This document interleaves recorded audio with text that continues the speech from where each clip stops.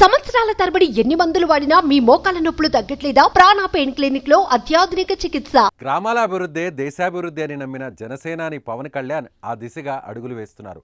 అందుకే పంచాయతీరాజ్ గ్రామీణాభివృద్ధి శాఖలకి మంత్రిగా వ్యవహరిస్తూ పల్లె ప్రగతికి బాటలు వేస్తున్నారు.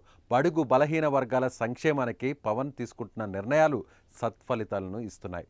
ఇటీవల పవన్ కళ్యాణ్ ఉపాధి హామీ కూలీలకు శుభవార్త చెప్పిన విషయం తెలిసిందే. కేంద్రానికి ఉపాధి హామీ కూలీల కోసం పంపిన ప్రతిపాదనలను ఆమోదం లభించిందని పవన్ కళ్యాణ్ పేర్కొన్నారు.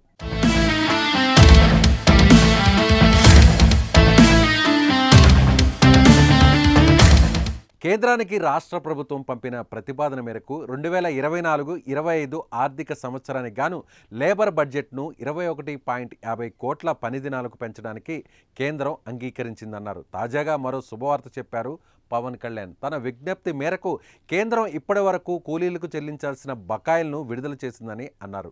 ప్రస్తుత ఆర్థిక సంవత్సరానికి 2024-25లో మదర్ శాంక్షన్ కింద కేంద్ర గ్రామీణాభివృద్ధి శాఖ ఉపాధి హామీ వేతనాల చెల్లింపుల నిమిత్తం 21.50 కోట్ల పని దినాలకు గాను 5,743.90 కోట్లను మంజూరు చేసిందని డిప్యూటీ సీఎం పవన్ కళ్యాణ్ తెలిపారు. అంతేకాదు గతంలో ఆమోదించిన 10 కోట్ల పని దినాలకు సంబంధించి వేతన నిధులు 2,934.80 కోట్లు మంజూరు చేసి విడుదల చేసిందని, అదనంగా ఇప్పుడు 2,812.98 కోట్లను మంజూరు చేస్తూ కేంద్ర గ్రామీణాభివృద్ధి శాఖ ఉత్తర్వులు ఇచ్చిందని ఉప ముఖ్యమంత్రి పవన్ కళ్యాణ్ చెప్పారు.